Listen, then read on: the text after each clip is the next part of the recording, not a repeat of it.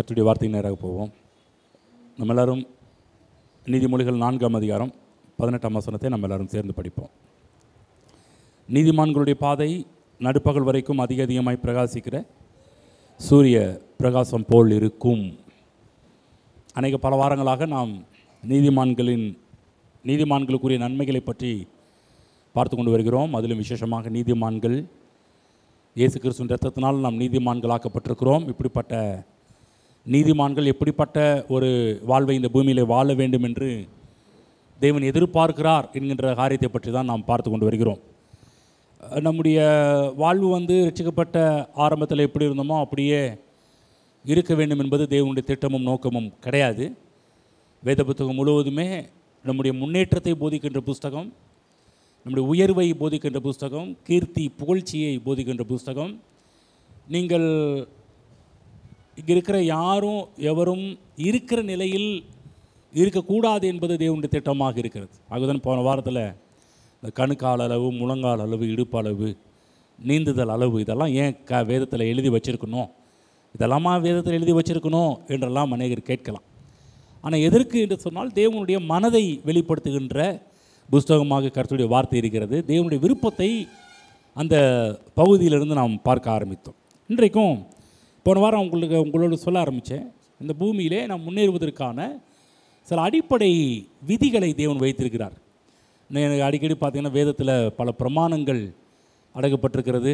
அநேக நேரத்தில் வேதத்தை நான் படிக்கும் போதெல்லாம் தேவன் இதில் நமக்காக எழுதி கொடுத்த பிரமாணம் என்ன, விதிமுறைகள் என்ன என்பது பற்றி அதிகமாக தியானிப்பேன். அதில் இன்றைக்கு தியானிக்கப்படுற ஒரு விஷயம் 4 முன்னேற்ற விதிகளை பற்றி நாம் பார்க்க போகின்றோம்.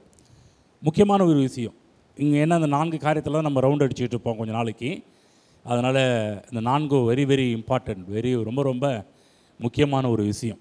இதுதான் நாம் முன்னேறுவதற்கான வழிமுறைகள் என்று தேவன் வைத்திருப்பார் என்றால் கொஞ்சம் அதில் நம்ம அதிகமாக கவனம் செலுத்தக்கூடியவர்களாக நாம் இருக்க வேண்டும். ஒரு 4 காரியத்தை பற்றி போதிக்க போகிறோம். இன்றைக்கு மேலோட்டமாக ஒரு சில அந்த 4 காரியத்தை விலைக்கு சொல்லுவேன். வரக்கூடிய நாட்களில் இதை பற்றி இன்னும் கொஞ்சம் ஆழமாக நாம் என்ன பண்ண போகிறோம்னா பார்க்க போகின்றோம். முதலாவது காரியம் என்ன, திரும்ப சொல்கிறேன், இங்கே இருக்கிற விசுவாசிகள் யாவரும் இருக்கிற நிலைமையிலே இருக்கக்கூடாது. அந்த மனநிலையில் உட்கார்ந்துருக்கணும்.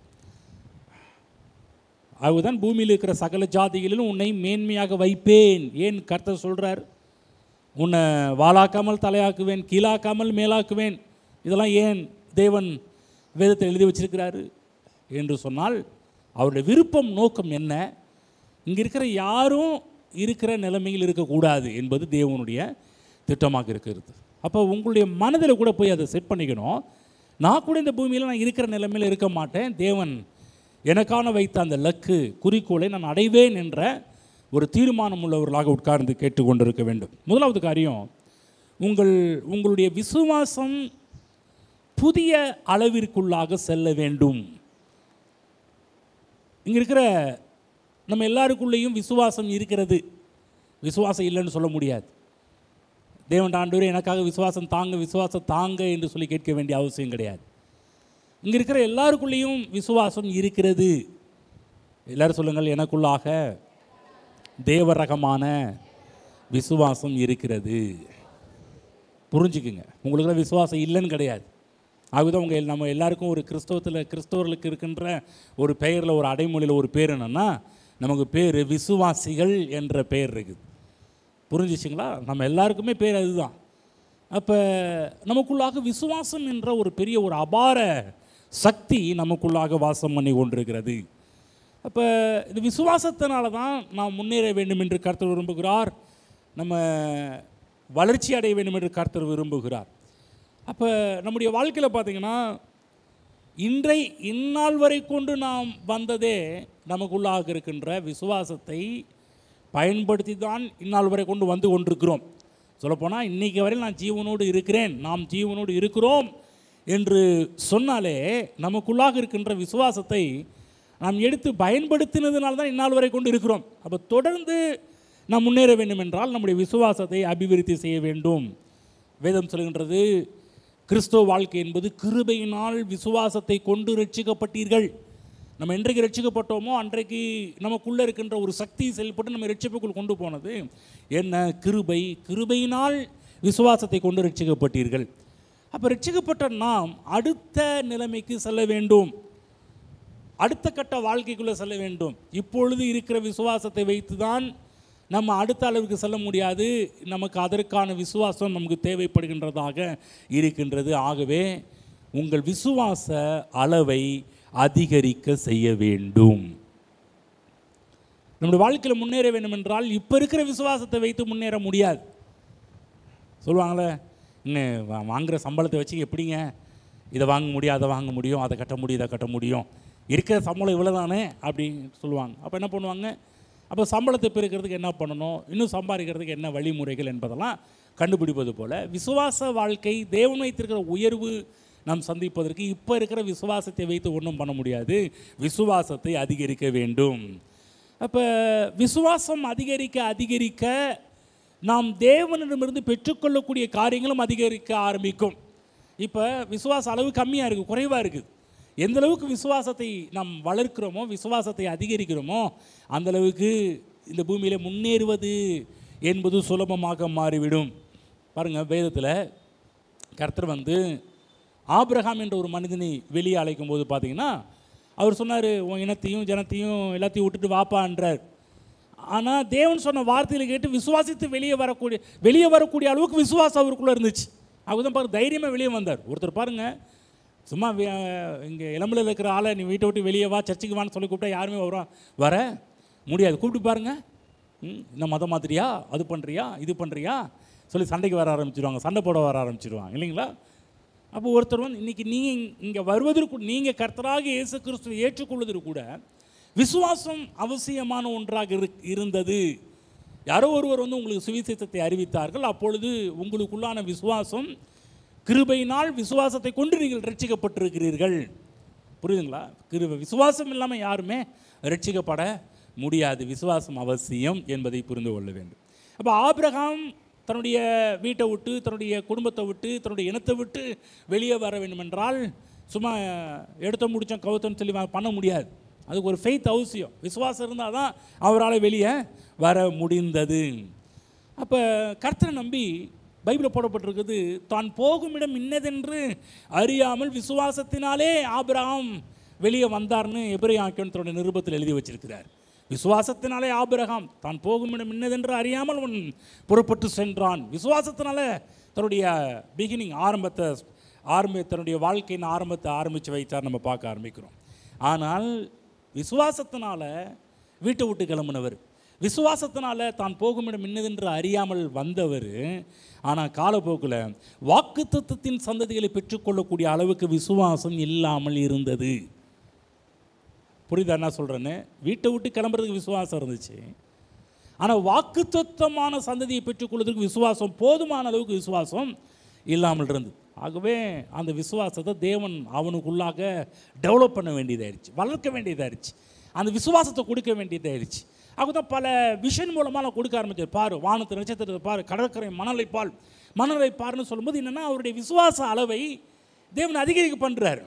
பிற்பாடு பேரை மாற்றுறார். பாருங்கள், நான் திரும்ப சொல்கிறேன், இந்த கிளம்புற விசுவாசத்தோடு அவர் முன்னேறி போக முடியாது. ஆகவே தான் தொடர்ந்து போகிற வழியில் அவருடைய விசுவாச அளவை தேவன் அதிகரித்து கொண்டே இருந்தார். என்ன சொல்லிக்கிட்டு இருக்கிறேன்னா, இங்கே உட்கார்ந்துருக்கிற உங்கள் ஒவ்வொருவரும், இங்கே இருக்கிற யாவரும் நீங்கள் முன்னேறுவது கர்த்தருடைய திட்டமாக இருக்கிறது. என்ன சொல்லிட்டு இருக்கிறேன், ஆரம்பத்தில் இருந்த விசுவாசத்தை கொண்டு இப்போ நீங்கள் டெவலப் பண்ண முடியாது. இப்போ நீங்கள் முன்னேறுவதற்கான ஒரு விசுவாசம் அவசியம் தேவைப்படுகின்றது.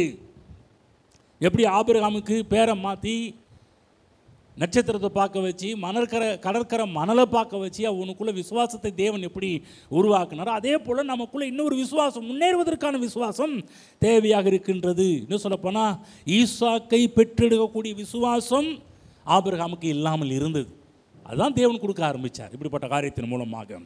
பைபிளில் போடப்பட்டிருக்கு, தன் சரீரம் செத்து போன சாராளுடைய சரீரம் செத்து போனதையும் அவன் எண்ணாதிருந்தான் போடப்பட்டு, செத்து போயிருந்துச்சு. பிள்ளை பிறக்கக்கூடிய ஒரு வழிகளே இல்லாமல் இருந்தது என்று ரோமர்கள் நிருபத்தில் கூட பவுல் கூட இதை அழகாக எடுத்து சொல்கிறத பார்க்குறோம். ஆகவே அந்த பலவீனமான விசுவாசம் பலமுள்ள விசுவாசமாக தேவன் மாற்ற ஆரம்பித்தார். நம்முடைய வாழ்க்கையில் கூட சில காரியங்கள் பார்த்தீங்கன்னா, சில காரியத்தில் நமக்கு விசுவாசம் உறுதியாக இருக்குது, ஆனால் சில காரியத்தில் நம்முடைய விசுவாசம் பலவீனமாக இருக்குது. அதுதான் இன்றைக்கு உங்கள் விசுவாசம் எந்த அளவுக்கு ஸ்ட்ரென்தன், எந்த அளவுக்கு பலனை பெற்றுக்கொள்ளுதோ, உங்களுடைய விசுவாசம் எந்த அளவுக்கு உறுதியாக இருக்கிறதோ, உங்கள் விசுவாசம் எந்த அளவுக்கு வளர்கிறதோ, உங்கள் விசுவாசம் எந்த அளவுக்கு அதிகரிக்கிறதோ, நான் சொல்கிறேன், நீங்கள் முதிர்ச்சி, நீங்கள் முன்னேற்றம் அடைகின்ற அளவும் அதிகமாகும். புரிகிற மாதிரி சொல்கிறேன் பாருங்களேன். சில பேருக்கு பாருங்கள், ஒரு சில காரியத்தில் விசுவாசம் இருக்குது, ஆனால் ஒரு சிலருக்கு ஒரு சில காரியத்தில் விசுவாசம் இல்லாமல் இருக்குது. பாருங்கள், ஒரு உதாரணம் பார்த்திங்கன்னா, சில பேருக்கு இந்த பொருளாதார ஆசீர்வாதம் என்று வரும்போது பார்த்திங்கன்னா, அந்த விஷயத்தில் ரொம்ப பலனாக இருப்பாங்க. பொருளாதார விஷயம், ஆசீர்வாதங்கள், மெட்டீரியல் பிளெஸிங் என்று சொல்லும்போது அதில் ரொம்ப நல்லா இருப்பாங்க, வெரி வெல்லாக இருப்பாங்க. சில பேர் பாருங்கள், நல்ல நல்ல வீடுகளை கட்டுவாங்க, நல்ல பங்களா கட்டுவாங்க, நல்ல நகைகளை வாங்குவாங்க, நல்ல கார், நல்ல விதமான ஒரு முன்னேற்றம், பொருளாதாரம் சொல்லுவாங்க. அவங்களுக்கு பண விஷயத்தில் பிரச்சனை கிடையாதுங்க. சில பேர்லாம் பார்க்கும்போது சொல்லுவாங்க, அவங்களுக்கு பண விஷயத்தில் பிரச்சனை இல்லைங்க, பண விஷயத்தில் கொஞ்சம் ஓகோன்னு இருக்கிறாங்க, நல்லா இருக்கிறார்கள் என்று சொல்லுவாங்க. ஆனால் இன்னொரு சொல்லுவாங்க, அவங்க அதில் நல்லா இருக்கிறாங்க, ஆனால் இன்னொரு விஷயத்தில் டல்லாக இருக்கிறாங்க அப்படின்வாங்க. அதான் நான் சொல்கிறேன், சிலருக்கு பார்த்திங்கன்னா பொருளாதார விஷயம் என்று வரும்போது நல்லா பலனாக இருப்பாங்க, அதில் ரொம்ப சூப்பராக எப்போதுமே கையில் காசு இருந்துக்கிட்டே இருக்கும். ஆனால் சில பேருக்கு பாருங்கள், அதில் விசுவாசம் இல்லாமல் இருக்கும்.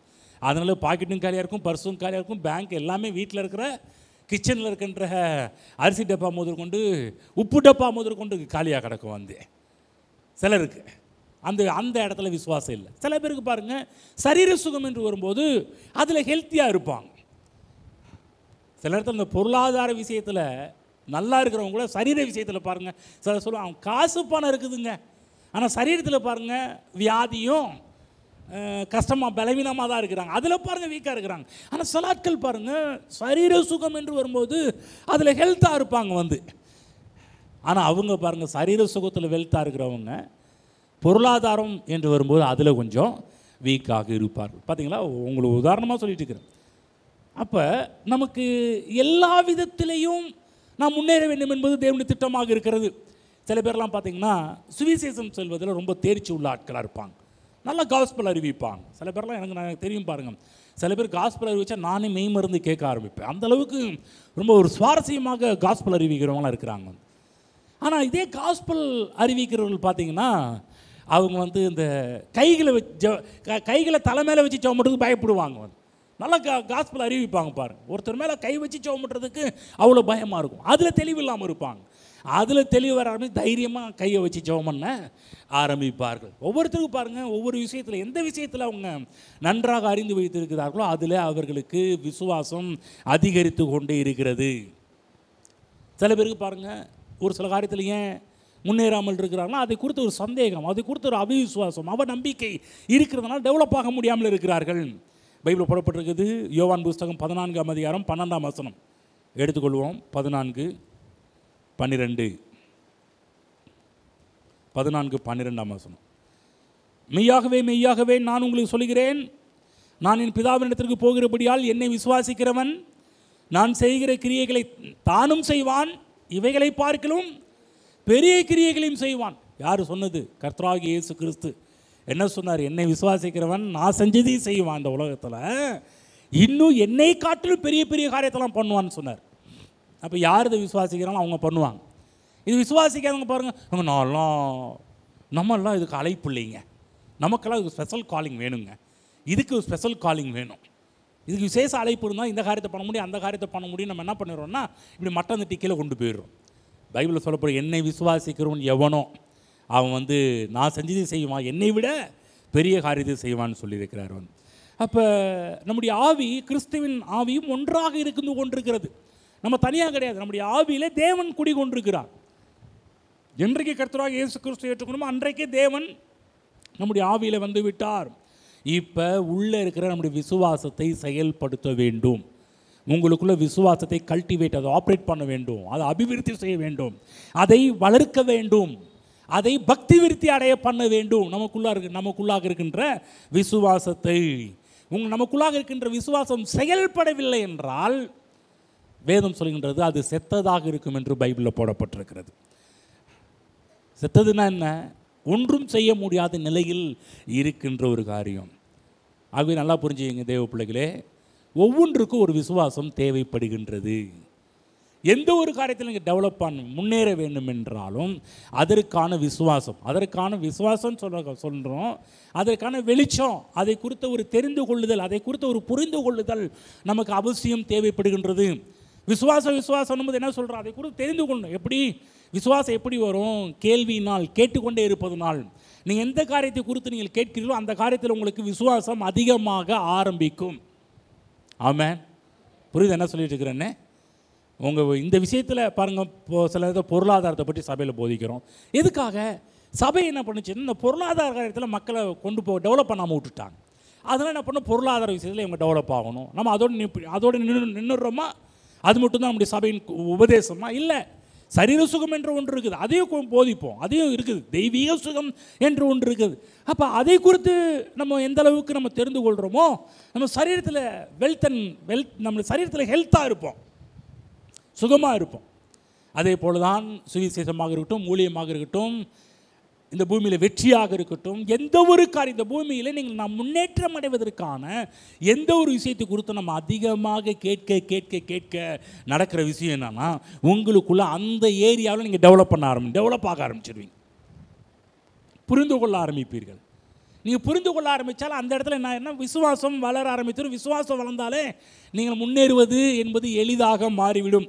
1 தீமோத்தேயு 1ஆம் அதிகாரம் போவோம். அங்கே அப்போஸ்தலனாகிய பவுல் தீமோத்தேயுக்கு சொல்லும்போது ஒரு காரியத்தை மேற்கோள் காட்டுறார். அந்த இடத்துல நம்ம போய் படிச்சுட்டு மற்ற இடத்துக்கு போவோம். 1 தீமோத்தேயுக்கு போவோம். எடுத்தவர்கள் படிக்கலாம். 1ஆம் அதிகாரம் 19-20ஆம் வசனம். இங்கே பார்க்குறோம், இந்த நல் மனசாட்சியை சிலர் தள்ளிவிட்டு விசுவாசமாகிய கப்பலை சேதப்படுத்தினார்கள். சில பேருக்கு என்ன சொல்கிறார் பவுல், விசுவாசம் ஒரு கப்பலை போல் இருக்குதுன்றார். இந்த கப்பல் என்ன, ஒரு பிரயாணம். அப்போ விசுவாச வாழ்க்கையின் போது ஒரு பிரயாணம். அன்றைக்கி இந்த பிரயாணத்தில் சில பேர் ஏன் சரியாக போகணும்னா கப்பலை சேதப்படுத்திடுறாங்க. விசுவாசம் என்ற கப்பலை சேதப்படுத்திடுறாங்க. திரும்ப சொல்கிற, விசுவாசம் என்பது கப்பல். விசுவாசம் என்பது கப்பல். அப்போ கப்பல் என்ன சொன்ன, கப்பல் ஒரு இடத்துல ஸ்டே பண்ணுறதுக்காக உருவாக்கப்படவில்லை. பிறகு எந்த ஒரு வாகனமாக இருக்கட்டும், அப்படி நிப்பாட்டி வைக்கிறதுக்காக வாகனம் இருக்குதா? ஒரு சைக்கிளாக இருக்கட்டும், ஒரு பைக்காக இருக்கட்டும், ஒரு காராக இருக்கட்டும், ஒரு ஃப்ளைட்டாக இருக்கட்டும், ஒரு ட்ரெயினாக இருக்கட்டும், ஒரு பஸ்ஸாக இருக்கட்டும், ஒரு கப்பலாக இருக்கட்டும், எதுவுமே இந்த பூமியிலே நிறுத்தி வைக்கப்படுவதற்காக, ஒரு ஷோகேஸில் வைக்க வேண்டும் என்பதற்காக உருவாக்கப்படவில்லை. நீ நினைக்கிறீங்களா? இதெல்லாம் இந்த உலகத்தில் உருவாக்கினவங்க ஒரே இடத்துல அப்படியே ஷோகேஸில் எல்லோரும் பார்த்துட்டு போகிறோமே, அப்படிங்களா இதுதான் காரா அப்படின்னு கேட்கறதுக்காக உருவாக்கப்படவில்லை. எந்த ஒரு காராக இருக்கட்டும், பைக்காக இருக்கட்டும், ஃப்ளைட்டாக இருக்கட்டும், கப்பலாக இருக்கட்டும், ட்ரெயினாக இருக்கட்டும், அவைகள் பிரயாணத்திற்காகவே உருவாக்கப்பட்டது. அப்போ விசுவாசம் என்பது என்ன? விசுவாசம் என்பது ஒரே இடத்துல தேங்கி நிற்பதற்காக உருவாக்கப்படவில்லை. கடவுள் ஏன் நமக்குள்ள விசுவாசத்தை கொடுத்தாரு? நீங்கள் ஒரே நிலையில் இருக்கணுன்றதுக்காக விசுவாசத்தை கொடுத்துருக்கிறாரா? கிடையாது. ஏன் விசுவாசத்தை கொடுத்தார் என்றால், நீங்கள் தொடர்ந்து முன்னேற வேண்டும் என்பதற்காக, இருக்கிற நிலையில் இருக்கக்கூடாது என்பதற்காக, தொடர்ச்சியாக படிப்படியாக நீங்கள் வளர வேண்டும் என்பதற்காக தான் கர்த்தர் விசுவாசத்தை கொடுத்திருக்கிறார். தேவன் நமக்குள்ளே கொடுத்த விசுவாசத்துக்காக ரொம்ப நன்றியுள்ளவர்களாக இருக்க வேண்டும். ஆமென். பைபிளில் போடப்பட்ட விசுவாசத்தை உனக்குள் துவக்குகிறவரும் முடிக்கிறவரும், எனக்குள்ள ஒரு நாள் விசுவாசத்தை துவக்கின ஆண்டவர், அவருக்கு எப்போதும் நன்றியுள்ளவர்களாக நாம் இருக்க வேண்டும். ஆமென். ஒவ்வொருவருக்குள்ளாகவும் என்றைக்கு நாம் இயேசு கிறிஸ்து ஏற்றுக்கொண்டோமோ அன்றைக்கே நமக்குள்ளே இருக்கிற விசுவாச கப்பல் ஸ்டார்ட் ஆயிடுச்சு. விசுவாச கப்பல் பிரயாணம் ஆரம்பித்து விட்டது. ஆனால் இங்கே என்ன சொல்கிறாருன்னா, இம்மெனையும் அலெக்சாந்தரும் என்று சொல்லக்கூடிய 2 பேர் என்ன பண்ண ஆரம்பித்தாங்கன்னா, அவர்கள் விசுவாசமாகிய கப்பலை சேதப்படுத்தினார்கள். விசுவாசத்தில் முன்னேறி போகலை, தப்பாக புரிஞ்சு பாருங்கள். விசுவாசமாகிய கப்பலை எப்படி சேதப்படுத்த முடியும்? என்றைக்கு தேவனுடைய காரியத்தை நீங்கள் தவறாக புரிந்து கொள்கிறீர்களோ அன்றைக்கு நடக்கிற விஷயம் என்னவென்றால், உங்கள் விசுவாச கப்பலை சேதப்படுத்துகிறீர்கள். ஆகவேதான் தேவனுடைய காரியத்தை நாம் சரியாக புரிந்து கொள்ள வேண்டும். ஆமென். எந்த அளவுக்கு தெளிவு, அதை குறித்த ஒரு அறிவு தெரிந்து, அதை குறித்த ஒரு அண்டர்ஸ்டாண்டிங் நமக்குள்ளே வருதோ நாம் முன்னேறி போக முடியும். ஆமென். உங்களுக்குள்ளாகவும் எனக்குள்ளாகவும் கிறிஸ்து இயேசுவுக்குள்ளாக இருந்த அதே விசுவாசம்தான் நம்ம இருவருக்குள்ளாகவும் இருக்கிறது. உங்களுக்குள்ளே இருக்கிற விசுவாசம் சாதாரணமானது கிடையாது. பக்கத்தில் சொல்லுங்கள், உங்களுக்குள்ளே இருக்கிற விசுவாசம் சாதாரணமானது கிடையாது. ஏன் சாதாரணமானது கிடையாது தெரியுங்களா? உங்களுக்குள்ளே இருக்கிற விசுவாசம் யாருடைய விசுவாசம் தெரியுங்களா? இயேசு கிறிஸ்துவனுடைய விசுவாசம். ஆமென். சொல்லுங்கள், பக்கத்தில் சொல்லுங்கள். யூ ஆர் கிரேட்டுங்க. சொல்லுங்கள், யூ ஆர் கிரேட். ஏன் சொல்லுங்கள், ஏன்? ஏன்னா உங்களுக்குள்ளாக கிறிஸ்துவுக்குள்ளாக இருந்த அதே விசுவாசம்தான் உங்களுக்குள்ளாகவும் இருக்கிறது. நீங்கள் எவ்வளோ பெரிய ஒரு காரியம் தெரியுங்களா? இதுக்கு நீங்கள் 1 கோடி செக் போட்டு எனக்கு எழுதி கொடுக்கணும். எவ்வளோ பெரிய விஷயம் சொல்லிட்டுருக்கிறேன்.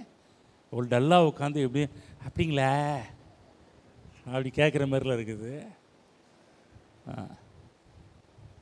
இந்த ஒரு விஷயமே போதும் நான் பிரசங்கத்தை முடிச்சுட்டு போகிறதுக்கு. உங்களுக்கு சொல்ல வேண்டிய காரியம் சொல்லி முடிச்சாச்சு, அவ்வளோதான்ற மாதிரி. உங்களுக்குள்ளாக இருக்கிற விசுவாசம் யாருடைய விசுவாசம்? எந்த விசுவாசம்?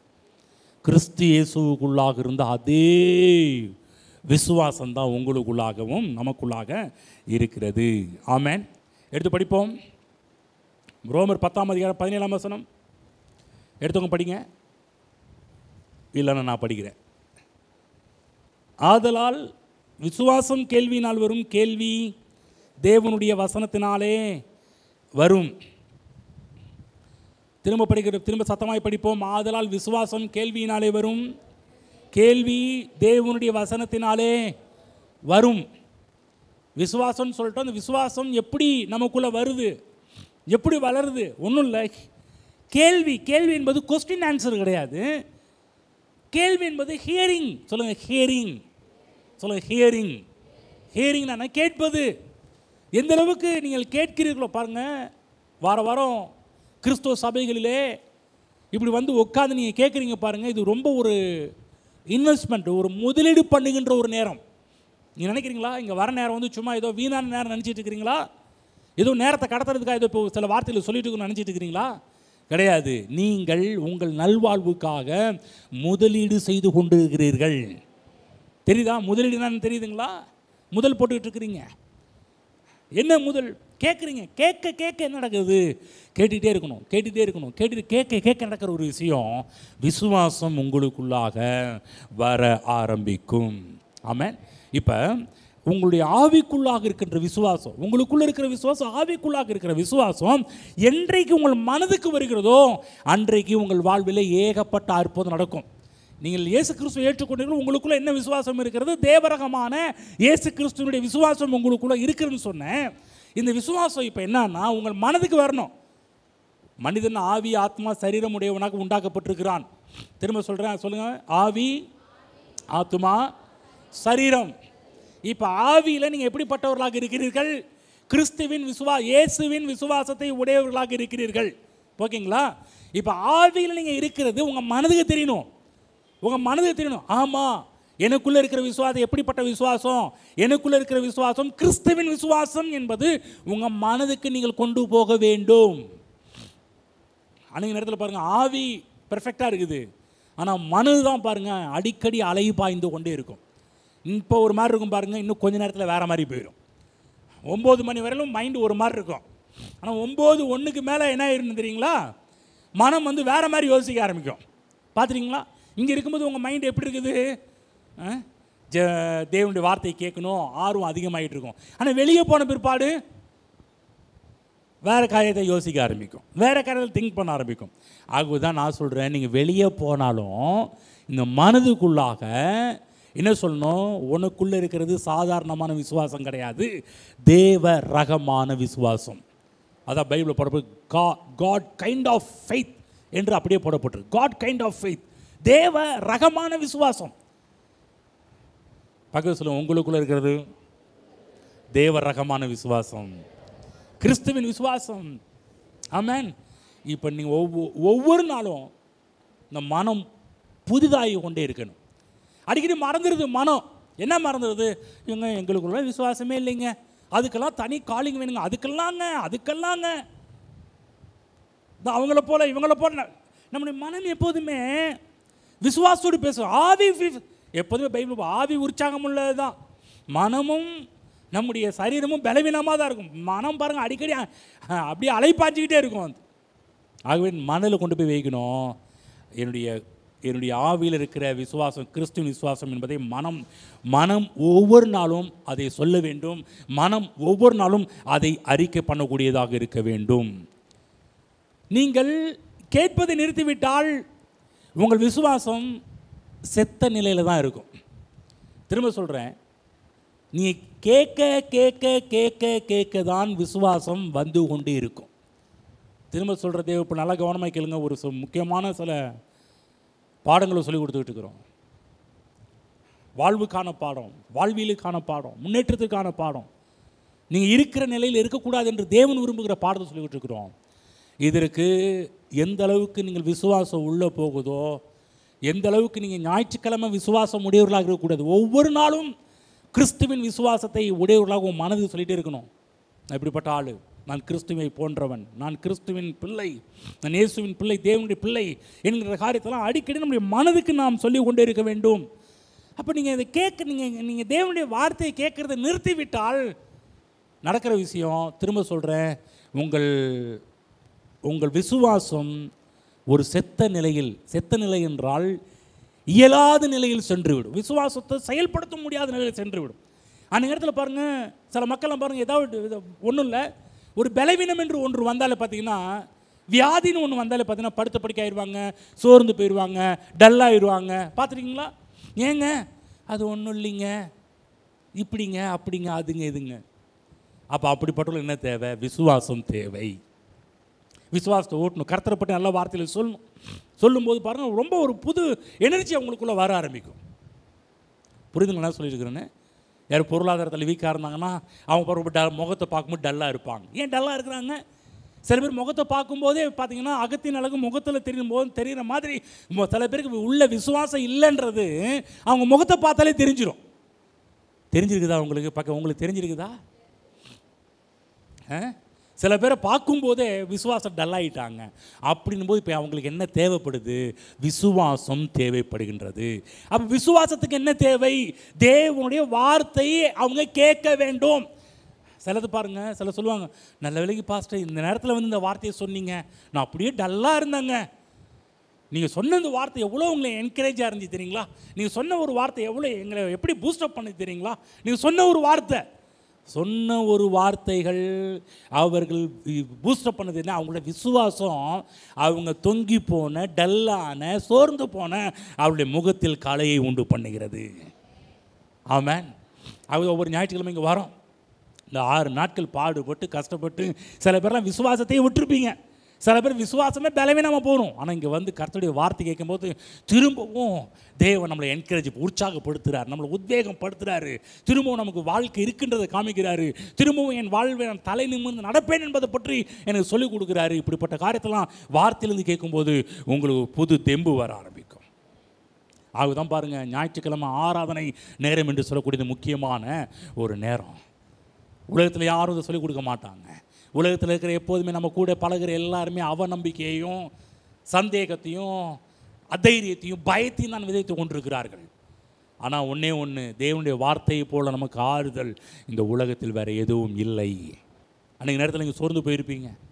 தேவனுடைய வார்த்தை வரும் பாருங்கள், அப்படியே ஒரு மாதிரி அப்படியே அதாவது தாகமாக இருக்கும், தண்ணி குடித்த மாதிரி இருக்கும். எப்படி இந்த ஐஸ்வர்யவான் ஆண்டு ஒரு சொட்டு தண்ணி கொடுங்கன்ற மாதிரி, ஒரு சொட்டு தண்ணி கொடுத்தாலும் பரவாயில்ல அப்படின்ற மாதிரி இருக்கும் பாருங்கள். தேவனுடைய வார்த்தை உங்கள் விசுவாசத்தை வளர்க்கக்கூடியது. அப்போ பொருளாதாரத்தில் மாற்றம் வர வேண்டும் என்றால் அதை பற்றி அதிகமாக கேட்க வேண்டும். சுகத்திலே நீங்கள் நல்ல சுகம், சரீரத்திலே ஆரோக்கியமாக இருக்க வேண்டும் என்றால் ஆரோக்கியத்தை குறித்த காரியத்தை நீங்கள் கேட்க வேண்டும்.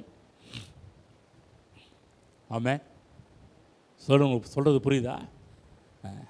எந்தெந்த விஷயத்தில் நீங்கள் வீக்காக இருக்கிறீங்களோ, நான் அடிக்கடி நான் அடிக்கடி பார்த்தீங்கன்னா எதிலாவது வீக்காக இருந்தால் ஆண்டவர் இதை கொடுத்த காரியத்தை எனக்கு கற்றுக் கொடுங்க ஆண்டவரே, இதை கொடுத்த காரியத்தை எனக்கு போதியும் ஆண்டவரே அப்படின்னு கேட்போம் பாருங்க. கர்த்தர் அதுக்கு தகுந்த மாதிரியே எனக்கு ரிலேட்டடாக எல்லா காரியத்தையும் கொண்டு வந்து விடுவார் பாருங்க. எதில் நான் வீக்காக இருக்கிறேன், கர்த்தருக்கு ஆண்டவரே இந்த மிகப்பெரிய ஒரு அசைவு, தேவன் தொடுதலை என்கவுண்டர்னால் தேவன் தொடுற நேரத்தை பார்க்க ஆரம்பிப்பீங்க. ஆமாம், விடுதலை ஆகணும். அப்போ கேட்கணும், எந்த விஷயத்துலையும் வீக்காக கர்த்தரை கேட்கணும். ஆண்டவரே இதை பற்றி நான் வந்து ஃப்ரீயாக இருக்கணும்னு ஆசைப்பட்றேன் ஆண்டவரே, இதில் விடுதலையோடு இருக்க வேண்டும் என்று ஆசைப்படுறேன். எனக்கு இதை குறித்து போதியும் ஆண்டவரே, என்னை கற்றுத்தாரும் ஆண்டவரே, நீங்கள் தேவன்கிட்ட கேட்பீங்கன்னா கர்த்தர் உங்களுக்கு கற்றுத்தருவார். நான் உனக்கு போதிப்பேன், நீ நடக்க வேண்டிய வழியை உனக்கு காட்டுவேன், உண்மையில் என் கண்ணை வைத்து உனக்கு. ஆமென். எனக்கு ஆண்டவர் ரொம்ப பிடிக்கும். ஏன்னா அவரை போல் நடத்துறது இந்த உலகத்தில் வேறு யாராலும் முடியாது. அவரை போல் எனக்கு ஆலோசனை கொடுக்க இந்த உலகத்தில் வேறு யாராலும் முடியாது. கரெக்டாக அந்தந்த டைமில் அந்தந்த வேலையில், அதாவது சமயத்துக்கு ஏற்ற மாதிரி கர்த்தர் நடத்துவார் பாருங்கப்பா. அதனால் நீங்கள் அனுபவிச்சிருக்கீங்களேன்னு தெரியல. நான் அநேக நேரத்தில் தேவனுடைய சந்திப்பை பார்த்துருக்கிறேன், தொடுதலை பார்த்து கொண்டிருக்கிறேன். ஆகவே நீங்கள் எந்த விஷயத்தில் ஒருவேளை பாருங்கள், சரி திரும்ப சொல்கிற பொருளாதார விஷயத்தில் டல்லாக இருக்கிறீங்களா, சரீர சுகத்தில் டல்லாக இருக்கிறீங்களா, பாவம் என்று சில காரியத்தில் விடுபட முடியாமல், ஐயோ இந்த பாவத்தை விடுபடணும்னு ஆசையாக இருக்கிறேங்க, ஆனால் இந்த பாவத்தை விடுபட முடியவில்லை என்று நீங்கள் கலங்கி கொண்டிருக்கிறீர்களா? தேவன்கிட்ட கேளுங்க. ஆண்டவர் இதை குறித்த ஒரு அறிவு, எப்படி கர்த்தர் எப்படி இதிலிருந்து விடுதலை ஆக்குவார்? ஒரே வழி, சத்தியத்தை அறிவீர்கள், சத்தியம் உங்களை விடுதலையாக்கும். அபிஷேகத்தினால் நுகங்கள் முறிந்து போகும். ஆமென். தேவனுடைய வார்த்தையினால் வரக்கூடிய அபிஷேகம், ஆவியினால் வரக்கூடிய அபிஷேகம் உங்களுடைய எல்லா கட்டுகளிலிருந்து, நுகங்களிலிருந்து உங்களை அறுத்து வெளியே கொண்டு வர ஆரம்பிக்கும். ஆமென். அப்போ வசனத்தை கேட்டு மனம் விருத்தி அடைய ஆரம்பித்தால் வாழ்க்கை விருத்தி அடைய ஆரம்பிக்கும். திரும்ப சொல்கிறேன், உங்கள் மனம் விருத்தி அடைய வேண்டும். சொல்லுங்கள், மன விருத்தி. மன விருத்தினா மனம் நல்லா மனம் நன்றாக சாப்பிட வேண்டும். சரீரம் சாப்பிட்டோம்னா கொழு கொள்ளும் வளருதில்ல, அதே போல தான் உங்களுடைய மனம், உங்களுடைய ஆத்துமா என்று சொல்லக்கூடிய மனம், அது தேவனுடைய வார்த்தைகளை அது உட்கொள்ள வேண்டும். அநேக நேரத்தில் நீங்கள் உங்களுடைய ஆத்துமாவை பட்டினி போடுறீங்க. ஆத்மாவை பட்டினி போடாதீங்க. சில நேரத்தில் உங்களுடைய ஆத்மா ஏங்கும், தேவனை துதிக்கணும், தேவனை பாடணும், தேவனுடைய வார்த்தையை கேட்கணும், ஜெபிக்கணும் என்றெல்லாம் உங்கள் ஆத்மா ஏங்கும் பாருங்கள். அநேக நேரத்தில் உங்கள் ஆத்மாவுக்கு பட்டினி போட்டுருவீங்க. சரி விடு, அப்புறம் நாளைக்கு பார்த்துக்கலாம், அப்புறம் நாளைக்கு பார்த்துக்கலாம். ஏன் உங்கள் சரீரத்தை சொல்லி பாருங்க, நீ டீ குடிக்கணும்னு ஆசையாக இருக்குது, இல்லை நாளைக்கு டீ குடிக்கணும்னு சொல்லி பாருங்க. அது எப்படிப்பா, நீ டீ குடிக்கலாம் நாலு, அது ஓடாதே. நீ காலை டிஃபன் சாப்பிடலாம் நாலு ஓடாதே, மதிய சாப்பாடு சாப்பிடலாம் நாலு ஓடாதே, ஞாயிற்றுக்கிழமை கவிச்சலாம்னா நாலு, ஞாயிற்றுக்கிழமை மாதிரியே இருக்காதே. எங்க இப்படிலாம் பண்ணி பாருங்க, முடியாதுல்ல. எப்படியோ உங்கள் சரீரத்தை நீங்கள் எப்படி போஷிக்கிறீர்களோ அதே மாதிரி உங்களுடைய மனதை போஷிக்க வேண்டும். தேவனுடைய வார்த்தையை கேட்க கேட்க கேட்க விசுவாசம் அதிகமாகி கொண்டே வரும். ஆமென். அவர்தான் இயேசு கிறிஸ்து மார்க்கு புஸ்தகம் 4ஆம் அதிகாரத்தில் விதையை பற்றி காரியத்தை போதிக்கிறார். அதே போல் தான் பாருங்கள், விதையை பற்றி போதிக்கும் போது சொல்கிறாரு, படிப்போம். 4ஆம் அதிகாரம் எடுத்துக்கோங்க. அக்யூரட்டாக வசனம் தெரியல, ஆனால் நான் படித்து காமிக்கிறேன். 4 எடுத்துக்கோங்க. ஓகே, 23, 24 படிப்போம். கேட்கிறதற்கு ஒருவன் காது உள்ளவனாக இருந்தால் கேட்க கடவன் என்றார். பின்னும் அவர் அவர்களை நோக்கி, நீங்கள் கேட்கிறதை கவனியுங்கள், எந்த அளவினால் அளக்கிறீர்களோ அந்த அளவினால் உங்களுக்கு அளக்கப்படும், கேட்கிற உங்களுக்கு அதிகம் கொடுக்கப்படும். இந்த கேட்கிற அளவுக்குன்னா எங்க கேட்கிற அளவுனா இந்த பணத்தை பற்றி நினச்சிட்டு இருக்கிறாங்க. திரும்ப சொல்கிறேன், இவங்கள்ட்ட போய் சில பேர் கடன் கேட்க போவாங்க பார்த்தீங்களா, அதாவது கேட்கிற உங்களுக்கு அதிகம் கொடுக்கப்படும். இப்போ உங்களுக்கு 1 லட்சம் வேணும்னா கேட்குற அளவு எந்த அளவுக்கு கொடுக்க, அந்த அளவில் இல்லை. இந்த இடத்துல என்ன போட்டிருக்குது, கேட்கறது ஒரு காது உள்ளவனாக இருந்தால் எதையுமே பாருங்க, முன்னாடி உள்ளதோடு நம்மளை பின்னாடி இருக்கிற வசனத்தை கனெக்ட் பண்ணணும். பின்னாடி இருக்கிற வசனத்தை வேற எது கனெக்ட் பண்ணக்கூடாது, முன்னாடி இருக்கிற வசனத்தோடு கனெக்ட் பண்ணணும்.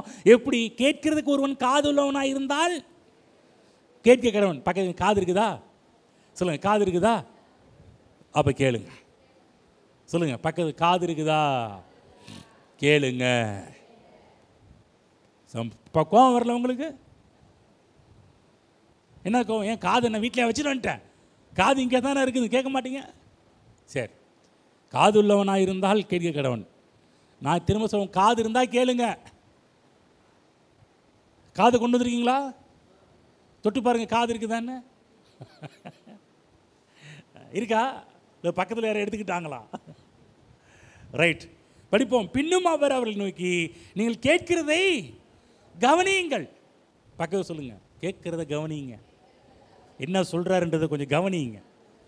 ஆனால் பக்கத்தில் பார்த்து என்னையே பார்த்து நான் கவனிச்சுட்டு தான் இருக்கிறேன். எங்கள் பக்கத்தில் போய் எங்க கேட்குறத கவனிங்க.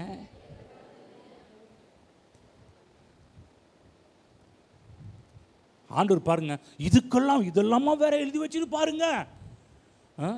கேட்குறத கவனிக்காம நாங்கள் என்ன பண்ணிடுவோம்? சில பேர் கேட்குறீங்க, பார்த்துக்கிட்டு தான் இருப்பீங்க.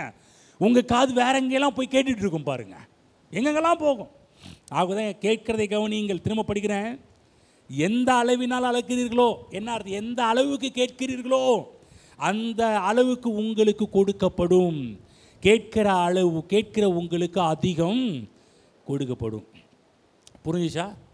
எவ்வளோ கேட்டீங்க? ஒவ்வொரு ஞாயிற்றுக்கிழமை வரீங்க. சில பேர்லாம் பாருங்கள், எவ்வளவு கேட்டிருக்கிறீங்க. சில பேர்லாம் சொல்லுவாங்க, பாஸ்டர் நீங்கள் வசனம் சொன்னீங்களா?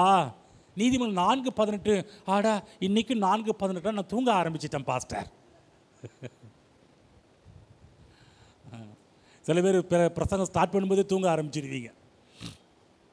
சில பேர் பாருங்க, நீங்கள் பேச பேச தாளாட்டுற மாதிரியே இருந்துச்சா, அது ஃபேனு கீழே வேற உட்காந்துருக்கிறேன்னா அப்படியே காலில் அப்படியே தூக்கம் வந்துடுச்சு.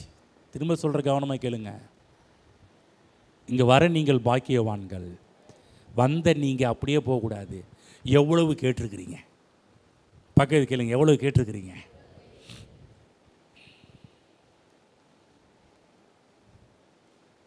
நான்லாம் ஒரு மெசேஜை கேட்க ஆரம்பித்தேன்னா என்னுடைய ஃபுல் கான்சன்ட்ரேஷன் அதில் தான் இருக்கும், வேறு எதுலேயுமே போகாது. பக்கத்தில் பசங்க டிஸ்டர்ப் அமைதியாடுறா, ஏதோ வீட்டில் மிஸ் கூப்பிட்டா கூட அவர் காது கேட்காது, அவர் உள்ளே போயிட்டார் அப்படின்னுவாங்க. வந்து அவர் மெசேஜுக்குள்ளே போயிட்டார், அவர் காது கேட்கவே.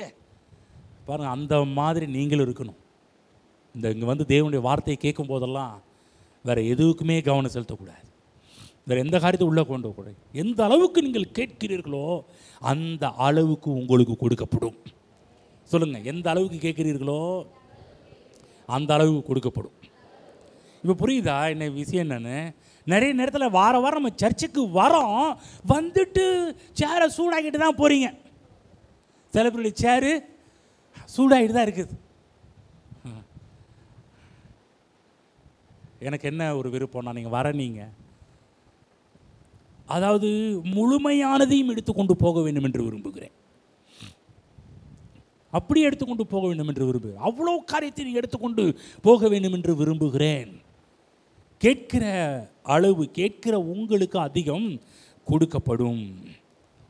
அன்றைக்கு இடத்துல பாருங்க, வெளிப்படுத்தல கூட பாருங்கள், காதுள்ளவன் கேட்க கடவுள்னு சொல்கிறார். ஏன் திரும்ப வெளிப்படுத்தல கூட அதே வார்த்தை திரும்ப ரிப்பீட் வருதுன்னா, அநேக நேரத்தில் காதுள்ள நிறைய பேர் கேட்குறாங்களா, அதெல்லாம் காதுள்ளவன் கேட்க கடவன், காதுள்ளவன் கேட்க கடவன் ஆவியானவர் சபைக்கு சொல்லுகிறதை படிச்சிருக்கீங்களா? வெளிப்படுத்த 7 சபைக்கு சொல்லும்போது திரும்ப ஒரு காரை ரிப்பீட் பண்ணுவார். என்ன ரிப்பீட் பண்ணுவார்? ஆவியானவர் சபைக்கு சொல்லுகிறதை காதுள்ளவன் ஆவியானவர் சபைக்கு சொல்லுகிறதை காதுள்ளவன் கேட்க கடவன். ஏன் சொல்கிறாரு? சில நேரத்தில் காது இருந்தும் கேட்காம போகிற ஜனங்கள் நிறைய பேர் இருக்கிறதுனால தான் ஆவியானவர் என்ன பண்ணுறாருன்னா, காதுள்ள நீங்கள் கேட்க கடவீர்கள். ஆகுவது எப்போதும் ஃப்ரெஷ்ஷாக வரணும். நைட்டு ஃபுல்லாக 1 மணி வரையிலும் முழிச்சிருந்துட்டு செல்ஃபோனில் நோண்டிட்டு செல்ஃபோனில் கண்ட படத்தை பார்த்துட்டு காலையில் லேட்டாக எழுந்திரிச்சிட்டு அவதி பேருக்கு அமெரிக்க வேகத்தில் ஓடியாந்து வந்து நீங்கள் உட்காந்து ஃபேன் காற்று நல்லா என்ன பண்ணோம்? தூக்கம்தான் வரும். அப்புறம் அவ்வளோதான் போண்டி, அவ்வளோதான். இன்றைக்கி அவ்வளோதான். நீங்கள் தேவன்றது எதுவும் பெற்றுக்கொள்ள முடியாது. தேவனிடமிருந்து பெற்றுக்கொள்ள வேண்டும் என்றால் ஃபெய்த், விசுவாசம் அவசியம்.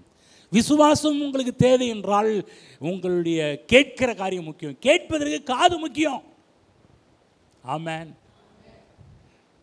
ஆகவே தேவ பிள்ளைகளே, இங்கே வருகிற நீங்கள் வெறுமையாக போகக்கூடாது என்று தேவனும் விரும்புகிறார், அடியேனாகிய நானும் விரும்புகிறேன். ஆமென். கேளுங்க, தேவனுடைய வார்த்தையை கேட்க கேட்க தான் விசுவாசம் உங்களுக்குள்ளாக வளர ஆரம்பிக்கும். ஆகவே உங்கள் விசுவாசம் ஒரு புதிய அளவுக்கு செல்ல வேண்டும் என்றால் தேவனுடைய வார்த்தைகளை ஆர்வத்தோடு கேட்க வேண்டும். ஒரு ஆர்வம், பசி, தாகம்.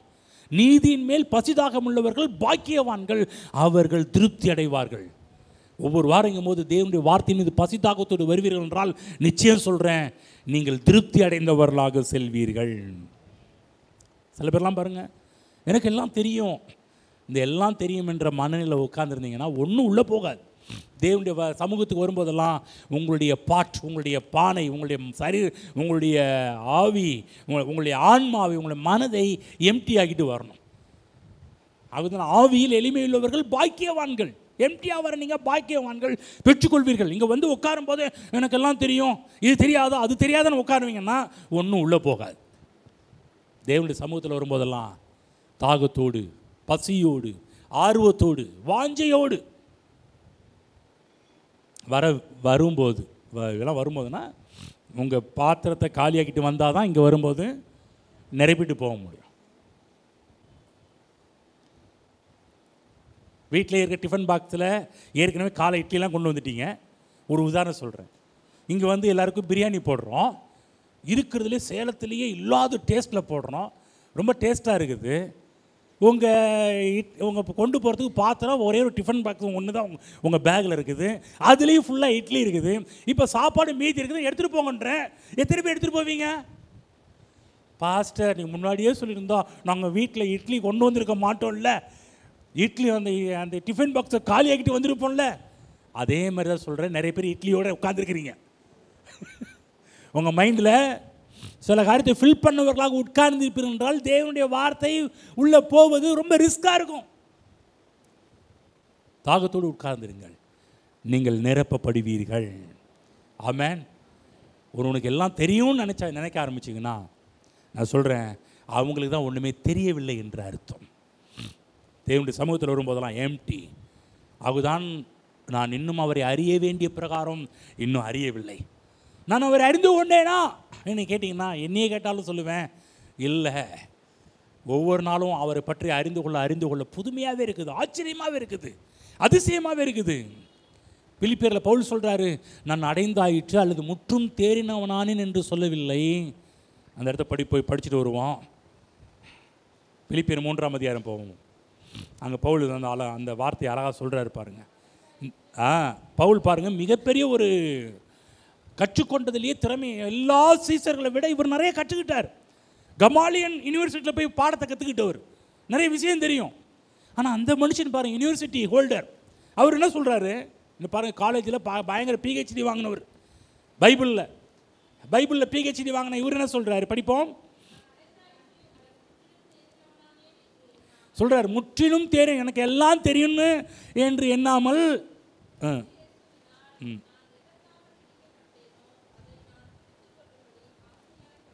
ஆமென், ஆசையாய் தொடருகிறேன். இன்னும் அடைந்தாயிற்று, எனக்கு எல்லாம் தெரிஞ்சிருச்சு அப்படி இல்லை, சொல்கிற ஆசையாக தொடருகிறேன். எல்லாரும் சொல்லணும், நானும் ஆசையாய் தொடருகிறேன். ஆமென். எல்லாம் புரிஞ்சிச்சுங்களா? இங்கே திரும்ப சொல்கிற தேவ பிள்ளைகளே, ஒவ்வொரு நாளும் இந்த இடத்துக்கு வரும்போதெல்லாம் நான் சொல்கிறேன், வீட்டிலிருந்து கிளம்பும்போது ஜெபம் பண்ணிட்டு வாங்க. ஆண்டவரே, இன்றைக்கு என்னை நிறைத்து அனுப்பும் ஆண்டவரே. உங்களுடைய சமூகத்தில் நான் வந்து காலியாகி வருகிறேன், எம்டி ஆகி என்னை வருகிறேன், என்னை நிரப்பும் ஆண்டவரே, உங்களுடைய வார்த்தையால் நிரப்பும். எந்த அளவுக்கு தேவனுடைய வார்த்தையை கேட்டுக்கொண்டே இருக்கிறீர்களோ அந்த அளவுக்கு உங்களுக்குள்ளாக விசுவாசம் வளர ஆரம்பிக்கும். ஒன்று தெரியுங்களா? கற்றுக்கொள்ளக்கூடிய ஆட்களுக்கு தான் தேவன் இன்னும் அதிகமாக கற்றுக் கொடுப்பார். புரிஞ்சுச்சா? யாரு கற்றுக் கொடுப்பார்? கற்றுக்கொள்ள வேண்டும் என்ற ஆர்வம் இருக்கிறவர்களுக்கு. ஆர்வமே இல்லாதவங்களுக்கு என்னத்தான் சொன்னாலும் அவங்களுக்கு புரியவே புரியாது. இயேசு கிறிஸ்துவே வந்து அவங்களுக்கு சொல்லிக் கொடுத்தா கூட அவங்களுக்கு புரியாது. ஆர்வமே இல்லாமல் உட்கார்ந்துருந்தீங்கன்னா, நான் திரும்ப சொல்கிறேன், நீங்கள் ஒன்றும் தேவனிடம் கற்றுக்கொள்ள முடியாது. ஆமென். புரியுதுங்களா? நான் இன்னும் கற்றுக்கொண்டு தான் இருக்கிறேன். இன்றைக்கி என்னை எடுத்துக்கிட்டாலும் இன்றைக்கி நானும் ஒரு மாணவன் தான் தேவனுக்கு முன்பாக. ஒரு நாளும் எனக்கு எல்லாம் தெரியும், எல்லாம் கற்றுக்கிறேன்னு சொல்ல முடியாது. நான் என்னையை பார்க்கும்போது ஏன் வீக்னஸ் எனக்கு தெரியும். என்ன வீக்னஸ்னால், இன்னும் நான் கற்றுக்கொண்டு எல்லாத்தையும் கற்றுக்கிட்டேனா, எல்லாம் தெரியுமா? இல்லை, இப்போ தான் ஏதோ ஆவிக்குரிய இதில் எல்கேஜி யூகேஜியில் நின்றுக்கிட்டு இருக்கிறேன். ஹலோ, சிலர் சொல்கிறாங்க, இருந்தாலும் உங்களுக்கு இம்புட்டு ஆகாது பாஸ்டர். உண்மையாக சொல்கிறேன், தேவ சமூகத்தில் நின்று பொய்ய சொல்லிட்டு இருக்கல, உண்மையை சொல்லிட்டு இருக்கிறேன். நானும் செல்ல வேண்டிய தூரம் எவ்வளோ இருக்குது. தேவனுடைய வார்த்தை கடல் போல அது எடுக்க வந்துக்கிட்டே இருக்குது. தெரிந்து கொள்ள எனக்கு புதுமையாக தான் இருக்குது. எனக்கு ஒவ்வொரு நாளும் பார்த்தோன்னா தேவன் எனக்கு காண்பிக்கிற எனக்கு வெளிப்படுத்துகிற காரியத்தை நான் பார்க்கும்போது என்ன நினைக்கிறேன்னா, நான் ரட்சிக்கப்பட்ட புதுசில் எப்படி நான் இருந்தேன்னா அதே லெவலில் தான் நான் இருந்துக்கிட்டு இருக்கிறேன். அன்றைக்கி எப்படி ஒரு தேவனுடைய வார்த்தையை உள்வாங்கணும், அதே மாதிரி தான் இப்போயும் உள்வாங்கி கொண்டு தான் இருக்கிறேன், இன்னும் உள்வாங்கி கொண்டு தான் இருப்பேன். தேவ பிள்ளைகளே, உங்களுக்கு சொல்கிறேன், நீங்கள் முன்னேற்ற பாதையில் செல்ல வேண்டும் என்றால் ஒரு லெவல் விசுவாசம், அதாவது ரட்சிக்கப்பட்டப்ப இருந்த விசுவாசம் உங்களுக்கு போதுமானதாக இல்லை. இன்னும் உங்கள் விசுவாசத்தை ஒவ்வொரு காரியத்திற்கான ஒரு விசுவாசம் தேவைப்படுகின்றது. அந்த விசுவாச லெவலுக்குள்ளே போனால்தான் நீங்கள் தொடர்ந்து முன்னேறி போக முடியும். ஆமென். ஆகவேதான் கற்றுக்கொள்வதற்கு உங்கள் காதை திறந்தே வையுங்கள். பகவ சொல்லுங்கள், தேவனிடம் கற்றுக்கொள்வதற்கு உங்கள் காதை திறந்தே வையுங்கள். படிப்போம். உபாகமம் புஸ்தகம் 1ஆம் அதிகாரம் போங்க. தேவன் 2ஆம் தலைமுறை, எகிப்தை விட்டு கிளம்பின 2ஆம் தலைமுறை, முதல் தலைமுறை என்னாகம புஸ்தகத்திலே மரித்து விட்டார்கள். எல்லாருமே என்னாகம புஸ்தகத்திலே எல்லாருமே க்ளோஸ். யார் க்ளோஸ்னா, முதல்ல கிளம்பின 6 லட்சம் புருஷர்களும் இறந்து விட்டார்கள். இப்போ அடுத்த ஜென்ரேஷன் புதிய தலைமுறை. இப்போ உபாகமம் புஸ்தகம் புதிய தலைமுறைக்கான புஸ்தகம். கொஞ்சம் யோசிச்சு பாருங்கள், கவனமாக கேளுங்க. எகிப்தை விட்டு ஒரு சந்ததி கிளம்புனுச்சு, எல்லாருமே இறந்து விட்டார்கள். இறந்த வீட்டில் எப்படி உட்காந்துருப்பாங்க? தூக்கத்தோடு தான் இருப்பாங்க, வேதனையோடு தான் இருப்பாங்க. இந்தப்பா நம்ம நடத்தி வந்த அப்பா இறந்து போயிட்டாரே, அவங்க இல்லையே, இவங்க இல்லையே என்று ஒரு ஃபீலிங்கில் உட்காருங்க. ஆனால் தலைவன் இருக்கிறான், மோசே இருக்கிறார். மோசே என்ன பண்ணுறாரு? படிப்போம். உபாகமம் 1ஆம் அதிகாரம் போய்க்குவோம். அங்கிருந்து படிக்கிறேன். சேயீர் மலை வழியாய் ஓரேபுக்கு 11 நாள் பிரயாண தூரத்தில் உள்ள காதேஸ் பர்னேயாவிலிருந்து சூப்புக்கு எதிராக பாரானுக்கும் தோப்பேலுக்கும் லாபானுக்கும் ஆசுரத்துக்கும் திசாகாபுக்கும் நடுவாக இருக்கிற யோர்தானுக்கு இக்கரையான வனாந்திரத்தின் சமனான வெளியிலே வந்தபோது மோசே இஸ்ரவேலர் எல்லாரையும் நோக்கி சொன்ன வசனங்கள் ஆவன. இந்த இஸ்ரவேலர் யார்? 2ஆம் தலைமுறை. முதல் தலைமுறை செத்து போச்சு, வனாந்திரத்தில் க்ளோஸ், ஆல் அவுட். எல்லா வீட்லேயுமே இப்போ துக்க வீட்டில் இருக்கும்போது இப்போ அடுத்த தலைமுறைக்கு போதிக்கிறார். என்ன சொல்கிறாரு? எஸ்போனில் குடியிருந்த எமோரியன் ராஜாவாகி சீகோனையும், எத்ரேயின் அருகே அஸ்திரோத்தில் குடியிருந்த பாசானின் ராஜாவாகி ஓக் என்பவனையும் மோசை முறியடித்த பின்பு 40ஆம் வருஷம் 11ஆம் மாதம் முதல் தேதியிலே மோசை இஸ்ரவேல் புத்திரர் சொல்லும்படி தனக்கு கர்த்தர் விதித்த யாவையும் அவர்களுக்கு சொன்னான். யோர்தானுக்கு இப்புறத்தில் இருக்கிற மோவாபின் தேசத்தில் மோசே இந்த நியாயப்பிரமாணத்தை விவரித்து காண்பிக்க தொடங்கி என்ன சொல்றாரு? ஓரேபிலே நம்முடைய தேவனாகிய கர்த்தர் நம்மோடு சொன்னது என்னவென்றால், நீங்கள் இந்த மலை அருகே தங்கி இருந்தது போதும். நீங்கள் திரும்பி பிரயாணம் புறப்பட்டு எமோரியன் மலைநாட்டிற்கும் அதற்கு அடுத்த எல்லா சமனான வெளிகளிலும் குன்றுகளிலும் பள்ளத்தாக்குகளிலும் தென் திசையிலும் கடலோரத்திலும் இருக்கிற கானானியரின் தேசத்துக்கும் லிபனோனுக்கும் ஐப்ராத் நதி எனும் பெரிய நதி வரைக்கும் போங்கள். இதோ இந்த தேசத்தை உங்களுக்கு முன்பாக வைத்தேன். நீங்கள் போய் கர்த்தர் உங்கள் பிதாக்களாகிய ஆபிரகாமுக்கும் ஈசாக்குக்கும் யாக்கோபுக்கும் அவர்களுக்கும் பின்வரும் அவர்கள் சந்ததிக்கும் ஆணையிட்டு கொடுத்த அந்த தேசத்தை சுதந்திரித்துக் கொள்ளுங்கள் என்றார். என்ன சொல்கிறாரு மோசஸ்னா, நீங்கள் தங்கி இருந்தது போதும், நீங்கள் இந்த மலையருகே தங்கி இருந்தது போதும், கிளம்புங்கன்றார். என்ன சொல்கிறாருன்னா, உங்களுக்கு ஒரே விசுவாசத்தில் உட்காந்துக்கிட்டு இருக்காதீங்க. சில பேர்லாம் ரட்சிப்பின் அனுபவத்தில் இருந்துக்கிட்டு இருப்பாங்க. அது ரட்சிக்கப்பட்ட புதுசில் இப்போ அதே மாதிரி தான் இருந்துக்கிட்டு இருப்பாங்க. சில பேர் சொல்லுவாங்க, சார் பாஸ்டர் இன்னும் அவங்க மாறவே இல்லை, ரட்சிக்கப்பட்ட புதுசில் எப்படி இருந்தாங்களோ அதே மாதிரி தான் இன்றைக்கி இருக்கிறாங்க. சில பேர்லாம் பாருங்கள் 30 வருஷம் 40 வருஷம் ஆனாலும் ரட்சிக்கப்பட்ட புதுசில் எப்படி இருந்தாங்களோ அதே மாதிரி தான் இன்றைக்கி இருக்கிறாங்க. ஒரு முன்னேற்றமும் இல்லை, ஒரு மாற்றமும் இல்லை, ஒரு விஷயத்துலேயும் அவங்க முன்னேறின மாதிரி தெரியல, அப்படியே தான் இருக்கிறாங்க. மோசே சொல்கிறார், தங்கி இருந்தது போதும், இதல்ல, இந்த இடம்ல உங்களுக்கு தேவன் வாக்கு பண்ணது இந்த இடம் கிடையாது. தேவன் உங்களுக்காக பாலும் தேனும் ஓடுகிற நலமும் விசாலமுமான தேசத்தை கர்த்தர் வாக்கு பண்ணியிருக்கிறார். நீங்கள் இங்கே இருக்காதீங்க, போதும், தங்கி இருந்தது போதும், கிளம்புங்க. சொல்லுங்க, கிளம்புங்க, கிளம்புங்க, புறப்படுங்க, போங்க. அப்புறம் சொல்கிறார், போய் சுதந்திரியுங்கள். தேவ பிள்ளைகளே, இன்றைக்கி அதான் பேசிட்டு வரோம். என்னது பேசிக்கிட்டு இருக்கிறோம்? நீங்கள் ரட்சிக்கப்பட்ட புதுசில் இருந்தது போதும். அநேக நேரத்தில் மக்கள் பாருங்கள், ரட்சிக்கப்பட்ட புதுசில் ஞானஸ்தானம் எடுத்திருப்பார்கள், பரிசுத்த அபிஷேகத்தை பெற்றிருப்பார்கள், அதோடு போதும் வாழ்க்கை வாழ்ந்துட்டு இருப்பாங்க. நீங்கள் அனுபவிக்க வேண்டிய அநேக நல்ல விஷயங்கள் இந்த பூமியில் உங்களுக்காக காத்து கொண்டிருக்கிறது. ஆமென். நீங்கள் எல்லாவற்றையும் அனுபவிக்க வேண்டும் என்று கர்த்தர் விரும்புகிறார். தேவன் உங்களுக்காக வாக்கு பண்ணின நல் விசேஷங்கள், நல்ல காரியங்கள், அவைகள் எல்லாவற்றையும் இந்த பூமியிலே நீங்கள் பெற்றுக்கொள்ள வேண்டும் என்று விரும்புகிறார். அந்த வசனத்தின் தொடர்ச்சியாக சொல்கிறாரு, நீங்கள் இப்பொழுது இருக்கிறதை பார்க்கலாம் 1000 மடங்கு அதிகமாகும்படி உங்கள் பிதாக்களின் தேவனாய் கர்த்தர் உங்களுக்கு சொல்லியபடியே ஆசீர்வதிப்பார். இருக்கிற நிலைமையில் இருக்க மாட்டீங்க, இன்னும் 1000 மடங்கு. சொல்லுங்க, இன்னும் 1000 மடங்கு. சொல்லுங்க, இன்னும் 1000 மடங்கு. வேத வல்லுநர்கள் சொல்கிறாங்க, 1 மடங்குக்கு டிஜிட் கண்டுபிடிக்க முடியலன்றாங்க. 1000 மடங்கா அதுக்கு டிஜிட்டே இல்லைன்றாங்க.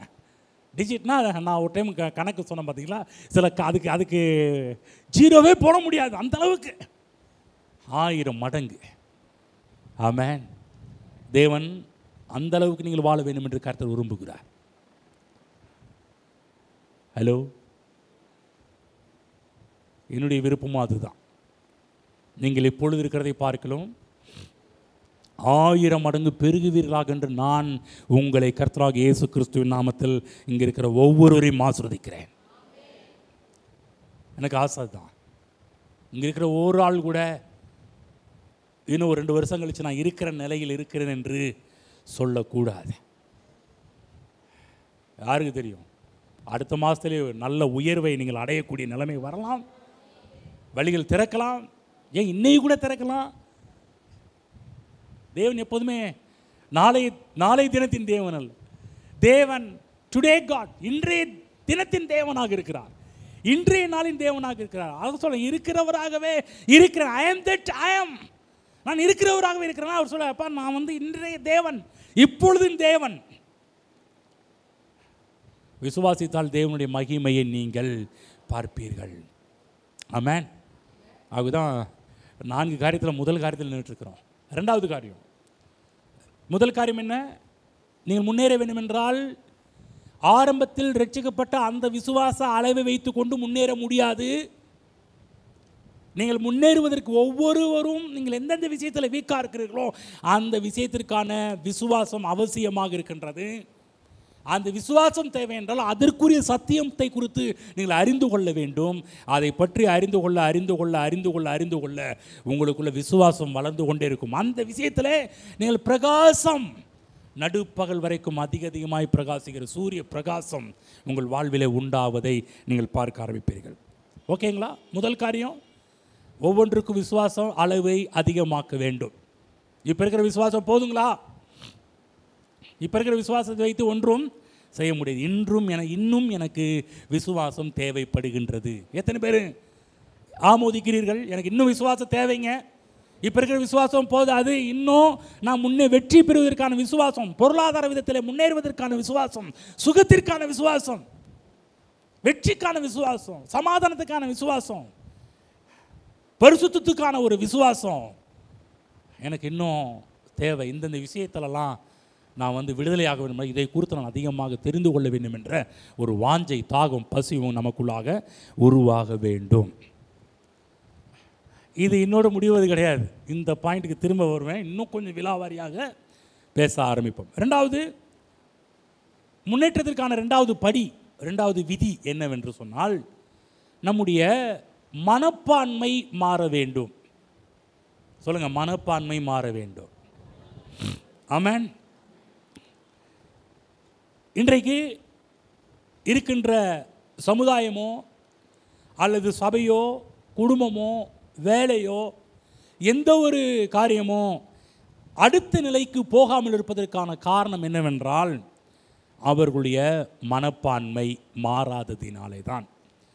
ஆகவேதான் உங்களுக்கு சொல்லுகின்றேன், உங்கள் மனம் மாறாத வரையிலும் மாற்றம் இல்லை. என்றைக்கு மனம் மாறுகிறதோ அன்றைக்கு நீங்கள் மாற்றத்தை பார்க்க முடியும், முன்னேற்றத்தை பார்க்க முடியும். அப்போ மனப்பான்மை மாறுவது என்னென்ன, நீங்கள் உங்களுடைய கண்ணோட்டம், நீங்கள் இதுவரை பார்க்கிற விதம் மாற வேண்டும். இதுவரை பார்த்த விதம் இல்லை, இது சில விஷயத்தை பார்த்துக்கிட்டு இருப்பீங்க, அந்த விதம் மாறணும். இதுவரை பார்க்கிற விதம் மாறும், காரியங்களை பார்க்கிற விதம் மாற வேண்டும். எந்தெந்த விஷயத்தில் நீங்கள் முன்னேற வேண்டுமோ அந்தந்த விஷயத்தில் அதை பார்க்கின்ற விதத்தில் மாற்றம் உண்டாக வேண்டும். ஆமென். ஒரு வசனத்தை மட்டும் படிச்சுட்டு நீ கடந்து போகிறேன், அடுத்த வாரம் தொடர்கிறேன். எபேசியர் 4ஆம் அதிகாரம். உங்களுக்காக நிறைய சாப்பாடு ஆகிட்டு வந்தேன், ஆனால் இன்றைக்கி நேரம் போட முடியல. எபேசியர் 4ஆம் அதிகாரம் போய்க்குங்க. 22ஆம் வசனத்திலிருந்து படித்து காமிக்கிறேன். 22 படிப்போம், எடுக்குவோம். அந்தபடி முந்தின நடக்கைக்குரிய மோசம் போக்கும் இச்சைகளாலே கெட்டு போகிற பழைய மனுஷனை நீங்கள் களைந்து போட்டு உங்கள் உள்ளத்திலே புதிதான ஆவியுள்ளவர்களாகி மெய்யான நீதியிலும் பரிசுத்தத்திலும் தேவனுடைய சாயலாக சிருஷ்டிக்கப்பட்ட புதிய மனுஷனை தரித்து கொள்ளுங்கள். இந்த இடத்துல பார்த்தீங்கன்னா என்ன போடப்பட்டிருக்கிறது? உங்கள் உள்ளத்திலே புதிதான ஆவியுள்ளவர்களாகி. இதை இன்னும் கொஞ்சம் விலைக்கு, உங்கள் மனம் புதிய மனம் உள்ளவர்களாகி. ஆம்பிளிஃபைட் பைபிள் என்ன சொல்லப்பட்டிருக்கிறது என்றால், having a fresh mental and spiritual attitude. fresh mental, spiritual attitude, மனப்பான்மை, ஆவிக்குரிய மனப்பான்மை, ஆவிக்குரிய புதிய மனநிலை உள்ள மக்களாக மாறுங்கள். NIV சொல்கிறாரு இன்ஸ்டன்ட் அப்படின்னு சொல்லிட்டு, let the spirit renew your thought எண்ணங்கள், thought and attitude, மனப்பான்மை. attitude மனப்பான்மை, thoughtனா எண்ணங்கள். திரும்ப என்ன சொல்கிறேன்னா, உங்கள் ஆவி உங்கள் எண்ணங்களையும் உங்கள் மனதையும் புதுப்பிக்கட்டும் என்று சொல்கிறார். எது? உங்கள் ஆவி. நான் சொன்ன ஆவி, ஆத்மா, சரீரமுடையவனாக மனிதன் உண்டாக்கப்பட்டிருக்கிறான். என்ன சொல்கிறார்? உங்களுடைய ஆவி உங்களுடைய மனதையும் உங்களுடைய சரீரத்தையும் புதுப்பிக்கட்டும், உங்கள் எண்ணங்களையும் புதுப்பிக்கட்டும் என்று சொல்கிறார். ஆமென். அப்போ உங்களுடைய மனப்பான்மை மாற வேண்டும். நீங்கள் முன்பு காரியங்களை பார்த்த விதம் இன்றைக்கு இருக்கக்கூடாது, இப்போ வேறு மாதிரி பார்க்க ஆரம்பிக்கணும்.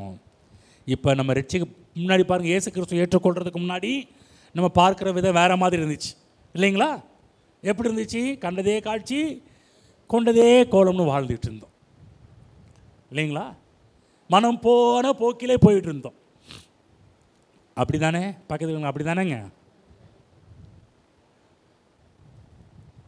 அவனாப்பா நீ அப்படின்ற கேட்குற அளவுக்கு வாழ்ந்துக்கிட்டு இருந்தோம். இன்றைக்கி நம்மளை சர்ச்சில் பார்க்கும்போது, டே அவனாடா நீ, பரவாயில்ல அப்படின்ற மாதிரி. இங்கே இருக்கிற எல்லாருமே ரட்சிக்கப்பட்டதுக்கு முன்னாடி நம்ம பார்க்குற விதம், நடக்கிற விதம், வாழ்கிற விதமே வேறு மாதிரி இருந்துச்சு. அடுத்தது ரட்சிக்கப்பட்ட புதுசில் கூட நம்முடைய விதம் வேறு மாதிரி இருந்துச்சு. ஆனால் சில பேர் பாருங்கள், ரட்சிக்கப்பட்ட புதுசில் இருக்கிற மாதிரி பார்க்குற மாதிரி தான் இன்றைக்கி பார்த்துட்டு இருக்கிறோம். அடுத்த வாரத்தில் இதை எப்படி மாற்ற வேண்டும் என்பதையும் நம்ம பார்க்க போகின்றோம். ஆமென். சொல்லுது புரியுதுங்களா? முதலாவது என்ன சொன்னேன்? விசுவாசம் நமக்கு புதுப்பிக்கப்பட வேண்டும். ஆரம்பத்தில் ரட்சிக்கப்பட்ட புதுசில் இருந்த விசுவாசம் அல்ல, ஒவ்வொரு நாளும் விசுவாசம் புதுப்பிக்கப்பட வேண்டும் என்று சொன்னேன். இரண்டாவது, நம்முடைய மனப்பான்மை மாற வேண்டும். மனப்பான்மை என்று சொன்னால் நம்முடைய மைண்ட், நம்முடைய சிந்தைகள், நம்ம காரியங்களை பார்க்குற விதங்கள். ஓகேங்களா? முன்னாடி ஒரு மாதிரி பார்த்துட்டு இருந்தோம், இன்றைக்கி அப்படி பார்க்கக்கூடாது, இங்கேருந்து பார்க்கணும். எங்கேருந்து? தேவனுடைய வார்த்தையிலிருந்து நீங்கள் காரியங்களை பார்க்க ஆரம்பிக்க வேண்டும். எழுந்து நிற்போம். இது 5 நிமிஷம், என் வாட்ச் 5 நிமிஷம் கரெக்டாக வச்சிருக்கிறவன் கர்த்தர் நல்லவர். நம்முடைய முன்னேற்றத்தை விரும்புகிற கர்த்தர். இந்த பூமியில் நம்ம கூட இருக்கிறவங்க நம்ம முன்னேறணும் விரும்பவே மாட்டாங்க, நம்ம நல்லா இருக்கணும் விரும்பவே மாட்டாங்க. யோசிச்சு பாருங்கள். நீங்கள் சில பேர்லாம் நீங்கள் நினச்சிங்கன்னா நம்முடைய முன்னேற்றத்துக்கு எப்போதும் முட்டுக்கட்டையாக தான் இருப்பாங்க ஆனால் ஒரே ஒருத்தர், நம்முடைய தேவனாகிய கர்த்தர் மட்டும்தான் நம்ம நல்வாழ்வை விரும்புகிறார், முன்னேற்றத்தை விரும்புகிறார். நாம் இருக்கிற நிலையிலேயே இருக்கக்கூடாது என்று விரும்புகிறார், வளர வேண்டும் என்று விரும்புகிறார். உலகம் சொல்லுவாங்க, ஆளும் வளரணும் அறிவும் வளரணும்னு சொல்லுவாங்க. அதுதான் நம் பைபிள் சொல்லப்படுகிறது. இருக்கிற நிலைமையிலேயே இருக்கக்கூடாது, வளரணும், அறிவு வளரணும். தேவன் எந்த அறிவு? அவன் சொல்கிற அறிவு வேற, நான் சொல்கிற அறிவு தேவனை குறித்த அறிவு, வேத அறிவு. தேவன் நம்ம எப்படி உண்டாக்குனாரோ அந்த அறிவு. விசுவாசம் வளரணும். ரெண்டாவது மனப்பான்மை, ஆட்டிடியூட் மாற வேண்டும். இதெல்லாம் ஒரு பிரின்சிபிள், ஒரு கோட்பாடு, விதிகள், முன்னேற்ற விதிகள். முன்னேற்றத்துக்காக தேவன் நமக்காக ஏற்படுத்தின விதிமுறைகள். யார் யாரெல்லாம் இதை கனம் பண்ணுறாங்களோ அவர்களை கர்த்தர் கனம் பண்ணுவார். என்றைக்கெல்லாம் உங்கள் உள்ளம், ஆண்டவரே நான் இன்னும் வளரணும், ஆண்டவரே இன்னும் வளரணும், என்னை கற்றுத்தாரும் என்று என்கின்ற அந்த மனநிலை இருக்கிறீர்களோ, நிச்சயம் கர்த்தர் உங்களுக்கு கற்றுக் கொடுப்பார். ஆமென். ஒன்று தெரியுங்களா? கர்த்தர் கேட்டால் தான் கொடுப்பார். சொல்லுங்கள், கேட்டால் தான் கொடுப்பார். பைபிளில் கூட நான் காலையில் உட்காந்து சிந்திச்சிட்டு இருந்தேன். காலையில் எழுந்திரிச்சு காஃபி குடிச்சிட்டு கொஞ்சம் யோசிச்சுட்டே இருந்தேன். அப்போ தேவன் பல விஷயத்தை வெளிப்படுத்தினார். அப்போ சொல்லும்போது தேவன் இந்த காரியத்தெல்லாம் பற்றி யோசிச்சுட்டு சிந்திச்சிட்டு இருக்கும்போது தேவன் சில காரியத்தை உள்ளத்தில் வைச்சா இருப்பாருங்க. நீதிமானாக இருந்ததுனால கொடுப்பேன்னு சொல்லலப்பா. நீதிமானாக இருந்தாலும் நீதிமான் விரும்புகிற காரியம்தான் அவனுக்கு கொடுக்கப்படும்னார். நீ நீதிமானாக இருக்கிற அதனால் உனக்கு கொடுப்ப, அப்படி இல்லை. அவர் சொல்ல, நீ நீதிமானாக இருந்தாலும் நீ விரும்பினாதான் ஏன் கிடைக்கும் அப்படின்னார். பளிச்சுனாச்சு. காலையில் தூக்க கலத்தில் உட்காந்து காஃபி பளிச்சுனாச்சு. ஓ, அவள் திரும்ப இன்னும் 2-3 வசனத்தெல்லாம் காமிச்சார். பாருங்கள், ஏசா என்ன பண்ணான், யாக்கோபு என்ன பண்ணான், அவள் விருப்பம் எப்படி போச்சு. அவன் விரும்பியும் அவன் பாரு எல்லாம் விட்டுட்ட, கோட்டை விட்டுட்டான் எல்லாத்தையுமே. யாக்கோபு விரும்பினான், கிடைத்தது. திரும்ப சொல்கிற தேவ பிள்ளைகளே, நீ நீதிமானாக இருக்கிறதுனால கிடைக்கணும் ஆண்டவர் சொல்லலை. நீதிமானாக இருந்தாலும் நீதிமான் விரும்புகிற காரியம் அவனுக்கு கொடுக்கப்படும். இல்லைங்க நான் ஆண்டுடைய பிள்ளை அதனால் கொடுத்துருவார். இல்லை இல்லை, நீங்கள் ஆண்டுடைய பிள்ளையாக இருந்தாலும் கேட்டால் தான் கொடுக்கப்படும். ஆமென். முதலாவது தேவனுடைய வார்த்தையை கேளுங்கள். கேளுங்க கேளுங்க கேளுங்க, கேட்டுக்கொண்டே இருங்கள். விசுவாசம் வளரும். விசுவாசத்தை வளர ஆரம்பிச்சிச்சுன்னா இந்த பூமியில் உங்களை போல வளர்கிற ஆட்கள் இந்த பூமியில் வேறு யாரும் இருக்க முடியாது. கர்த்தர் கொடுத்த வார்த்தைக்கு நன்றி செலுத்துவோம். ஸ்தோத்திரம் பிதாவே. ஹல்லேலூயா, ஹல்லேலூயா, ஹல்லேலூயா. பிதாவே, இன்றைக்கு எங்களுக்கு போதித்தபடியாக எங்கள் கண்களை திறந்தபடியாக நாங்கள் நன்றி செலுத்துகிறோம். நீர் எவ்வளவு நல்லவர் கர்த்தாவே. எங்கள் மீது எவ்வளவு கரிசனை உள்ள தேவனாக இருக்கிறீர். எங்கள் முன்னேற்றத்தை விரும்புகிற கர்த்தராக இருக்கிறீரே. எங்கள் பாதை, நீதிமானுடைய பாதை நடுப்பகல் வரைக்கும் அதிகமாய் பிரகாசிக்கிற சூரிய பிரகாசத்தை போல் இருக்க வேண்டும் என்று விரும்புகிறீரே. அதற்காக உமக்கு நன்றி. நாங்கள் காலையில் உதிக்கின்ற உதய சூரியனை போல் அல்ல, நடுப்பகலில் இருக்கின்ற ஆண்டவரே நீதியின் சூரியனாக இருக்க வேண்டும் என்று கர்த்தர் எங்களை விரும்புகிறீரே. அதற்காக உமக்கு நன்றி செலுத்துகிறோம். ஹல்லேலூயா, ஹல்லேலூயா, ஹல்லேலூயா. நன்றி ஆண்டவரே, ஸ்தோத்திரம் ஆண்டவரே. எங்கள் அன்பின் பரலோக பிதாவே, கர்த்தராகிய இயேசு கிறிஸ்துவின் நாமத்தில் நம்முடைய சமூகத்தில் வருகிறோம். இன்று எங்களோடு பேசினபடியால், எங்கள் கண்களை திறந்தபடியால் நாங்கள் நன்றி செலுத்துகிறோம். அப்பா, நாங்கள் எவ்வளவோ விஷயத்தை வீக்காக இருந்தோம், அதெல்லாம் எங்களுக்கு தெளிவுபடுத்தினீரே. இன்றைக்கி சில விஷயத்தை புரிந்து கொள்ளும்படி எங்கள் கண்களை திறந்தீரே. உமக்கு நன்றி ஆண்டவரே. இப்படிப்பட்ட சத்தியத்தெல்லாம் கேட்பதற்கு எங்களுக்கு ஒரு நல்ல ஒரு வாய்ப்பை கொடுத்தீரே. உமக்கு நன்றி ஆண்டவரே. இதை சொல்லுவதற்கு கிருபை கொடுத்தீரே. உமக்கு நன்றி ஆண்டவரே. அப்பா, உமக்கு ஸ்தோத்திரம், ஸ்தோத்திரம், ஸ்தோத்திரம் ஆண்டவரே. கேட்ட ஒவ்வொரு பிள்ளைகளுடைய விசுவாசம் வளருவதாக. சத்தியத்தை அறிவீர்கள், சத்தியங்களை விடுதலையாக்கும் என்று சொன்னீரே. இவர்கள் அறிந்து கொண்ட சத்தியத்தினால் விடுதலை ஆவார்களாக, விடுதலை ஆவார்களாக. எந்த காரியத்தில் நம்முடைய பிள்ளைகள் பாண்டேஜோடு இருக்கிறார்களோ, கட்டுகளோடு இருக்கிறார்களோ, அந்த இடத்திலெல்லாம் நம்முடைய பிள்ளைகளுக்கு அறிவு உண்டாவதாக. அதை குறித்து அறிந்து கொண்டு அதனால் விடுதலை ஆகட்டும் கர்த்தாவே. இப்பொழுது ஆவியானுடைய அபிஷேகம் ஒவ்வொரு விடுதலை பண்ணுவதாக. ஒரு என்கவுண்டர் இப்பொழுது உண்டாவதாக தகப்பனே. ஹல்லேலூயா, ஹல்லேலூயா.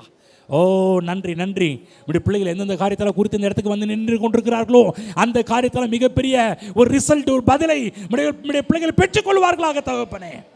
ஹல்லேலூயா, ஹல்லேலூயா. ஓ நன்றி, நன்றி, நன்றி, நன்றி ஆண்டவரே. அப்பா, நன்றி செலுத்துகிறோம் கர்த்தாவே. எங்கள் வாழ்க்கையில் எங்கள் குணத்தை மாற்றினீரே, பழைய குணத்தை மாற்றினீரே, நல்ல குணத்தை தந்தீரே. உமக்கு நன்றி. எங்கள் உள்ளத்தில் இருக்கிற எல்லா விதமான கெட்ட எண்ணங்கள், கெட்ட செயல்கள், கெட்ட காரியங்கள் எல்லாவற்றையும் எங்களை விட்டு அகற்றினீரே. உமக்கு நன்றி ஆண்டவரே. புது சிருஷ்டியாக்கினீரே. உமக்கு நன்றி செலுத்துகிறோம். உம்மை குறித்த அறிவினாலப்பா ஒவ்வொரு நாளும் எங்களை வளர்ப்பீராக. அதை குறித்த அறிவினால் நிரப்புவீராக தகப்பனே. ஏதோ ஞாயிற்றுக்கிழமை வந்தோம் போனோம் என்று அல்லாமல் ஒவ்வொரு நாளும் உமக்குள்ளாக நாங்கள் வாழ கர்த்தர் உதவி செய்வதாக. இங்கே இருக்கிற நம்முடைய பிள்ளைகளை ஆசீர்வதிக்கிறேன். வாழ்ந்து சுகித்திருக்கட்டும், நன்மைகளை தொடர்ந்து பார்க்கட்டும். கையின் பிரயாசங்கள், குடும்ப வாழ்வு, பொருளாதார வாழ்வு, சுகத்தின் காரியங்கள், வெற்றியின் காரியத்திலே நம்முடைய பிள்ளைகள் எல்லா காரியத்திலும் பெஸ்ட்டாக வந்து நிற்கட்டும் என்று ஆசீர்வதிக்கிறேன் தகப்பனே. ஹல்லேலூயா. ஓ, மிகப்பெரிய ஒரு வளர்ச்சியை இங்கே இருக்கிற நம்முடைய பிள்ளைகள் தங்கள் வாழ்வில் பெற்றுக்கொள்ளட்டும். இங்கே இருக்கிற ஒருவரும் இருந்த நிலைமையில் இருக்கக்கூடாது ஆண்டவரே. முன்னேற்ற பாதையில் நம்முடைய பிள்ளைகள் செல்லட்டும் என்று நம்முடைய பிள்ளைகளை ஆசீர்வதிக்கிறேன். அதற்கான கிருபையை நம்முடைய பிள்ளைகள் கொடுப்பீராக. கிருபையின் மேல் கிருபை, இரக்கத்தின் மேல் இரக்கம், மகிமை மகிமை, பெருக்கத்தின் மேல் பெருக்கத்தை நம்முடைய பிள்ளைகள் தங்கள் வாழ்க்கையில பார்க்கட்டும். இயேசு கிறிஸ்து நாமத்தில் பிதாவே, ஆமென்.